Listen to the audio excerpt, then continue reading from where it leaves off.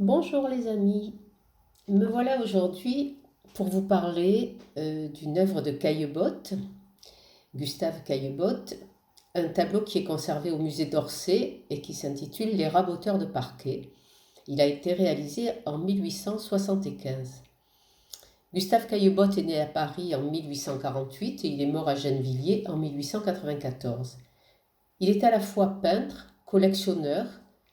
Il a acquis de nombreuses toiles de Renoir avec qui il s'est lié d'amitié. Il est également mécène, utilisant pour cela sa fortune personnelle et soutenant de nombreux impressionnistes comme Monet, Pissarro ou Degas. Il est également organisateur de nombreuses expositions impressionnistes justement. Il est lui-même classé comme impressionniste, mais contrairement à la manière de procéder de ceux-ci, il préfère faire des croquis à l'extérieur et réaliser ses toiles en atelier plutôt que sur le motif. Ce tableau, comme beaucoup de ceux que je vous ai déjà proposés, fait rupture, car il constitue une des premières représentations du prolétariat urbain. Depuis Les Glaneuses de Jean-François Millet ou Les Casseurs de pierre de Gustave Courbet, les paysans et les ouvriers des campagnes avaient déjà été représentés, parfois même avec un certain romantisme, mais les ouvriers de la ville ont très rarement fait l'objet de tableaux à cette époque. Contrairement à Courbet ou Millet, Caillebotte, qui est un bourgeois aisé, n'introduit dans son œuvre aucun discours social, moralisateur ou politique.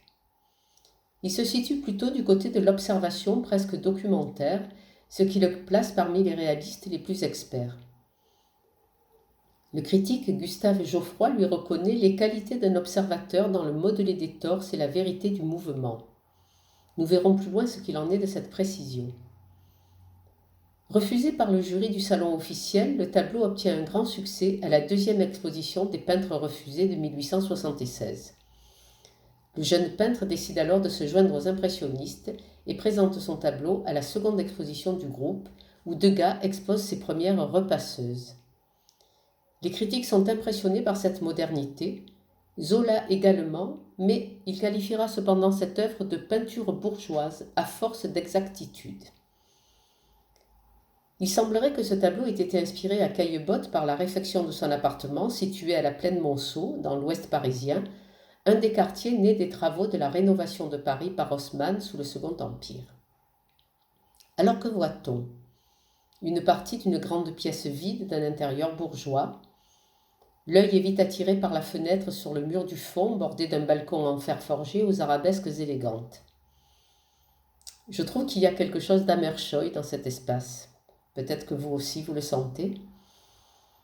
De cette fenêtre surgit une lumière froide et intense qui se réchauffe sur le parquet et sur les corps des trois hommes à genoux, en train de raboter le parquet. Leur musculature puissante est mise en valeur par cette lumière rasante qui se reflète sur le parquet, en effaçant les marques du rabotage, éclairant au premier plan ce qui reste à faire et reflétant l'ombre de l'ouvrier au centre. Le métier et l'ouvrage sont ici décrits avec précision. On réalisait un ponçage de parquet pour le lisser, le polir, éliminer les salissures et retrouver un bois rénové. Alors, décomposons la tâche que Caillebotte nous décrit avec précision. L'ouvrier de droite passe en premier pour raboter les jointures des lames de parquet qui ont toujours tendance à se relever. Il se sert du marteau également pour régler son rabot avec des petits coups sur le cul de l'outil pour dégager les fers vers l'arrière quand les copeaux se bloquent dans la lame de l'outil. Les deux autres ouvriers travaillent au racloir, sorte de fer plat rectangulaire avec des droites légèrement arrondies. Pour l'affûter, les ouvriers se servent de l'affiloir. L'ouvrier de gauche est en train de s'en saisir de sa main droite et celui de l'ouvrier central est au premier plan devant lui. À l'inverse du raboteur qui pousse son outil vers l'avant, le racleur tire l'outil vers lui en lui donnant la bonne inclinaison d'attaque. Pour cela, il tient fermement l'outil de ses deux mains avec ses pouces placés à l'arrière et donne une légère courbure au racloir. Le racleur passe après le raboteur pour racler la partie médiane des lames. Donc ici, ils vont se déplacer vers la droite du tableau. L'artiste exprime par ce choix son intérêt pour d'authentiques ouvriers artisans. Il a conscience de la pénibilité de leur tâche et le montre, mais avec une dignité et une sobriété qui excluent tout misérabilisme. C'est un travail très physique, dont la peine est rendue perceptible par la posture de ces hommes à genoux, par les bras étirés par l'effort, par les têtes tournées vers le sol, se détournant à peine l'une vers l'autre pour se parler. Les dos des ouvriers, aux muscles tendus par l'effort, sont luisants, suggérant leur transpiration. On peut presque sentir l'odeur des copeaux de bois mêlée à la sueur des hommes. Une bouteille de vin et un verre sont posés à droite.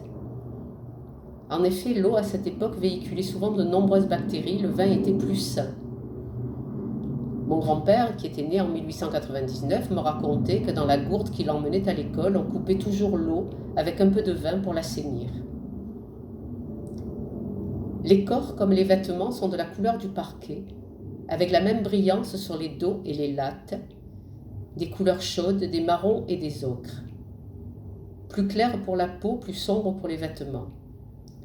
Ces hommes sont à l'image de la matière qu'ils travaillent. Notons l'importance des lignes de fuite du parquet renforcées par le ponçage et qui fixent la perspective. Les corps s'y inscrivent, renforçant les lignes au moins pour les deux ouvriers de droite. La pièce est nue et les corps le sont à demi.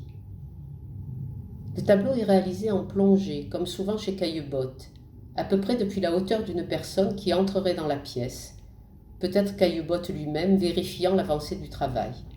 Une personne qui observerait. Le ciseau à bois placé en avant sur le bord du tableau nous installe dans les pas de cette personne. Les visages ne nous regardent pas, ils sont vus par la personne debout en situation dominante. Les ouvriers sont peu différenciés, ça pourrait être 3 fois le même homme à différents moments de la tâche. Même physique, même coloration de peau et d'habits, peu individualisés, ils semblent réduits à leur fonction. Caillebotte ne fait pas appel au sentiment de compassion. Il s'agit plutôt pour lui de célébrer l'amour du travail bien fait, la noblesse du travail, la dignité des travailleurs et du matériau noble qu'est le bois. Ces hommes sont par ailleurs solidaires les uns des autres, leurs gestes s'accordent sans qu'il soit besoin de mots. Caillebotte se fait témoin, il ne dénonce pas, ne cède pas au romantisme. Il nous montre des hommes gagnant péniblement leur vie, mais méritant le respect qu'on réserve aux bons artisans. Le choix de ce sujet auquel l'époque ne s'intéressait pas, ne trouvant aucune beauté dans la représentation du travail manuel, ne pensant même pas qu'il soit digne de représentation, comme nous l'avons dit déjà pour le portrait d'une négresse de Marie-Guémine Benoît, et le traitement que Caillebotte en fait requalifie ces travailleurs.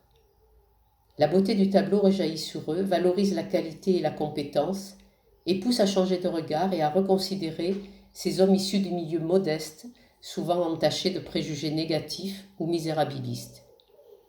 À cette époque, peut-être, mais peut-être encore à la nôtre. Aujourd'hui, avec la crise que nous traversons, on parle beaucoup de requalifier les emplois très dévalorisés depuis quelques années. Alors faudrait-il trouver un nouveau Caillebotte pour attirer notre attention et rendre dignité aux humbles ? Bonne journée les amis.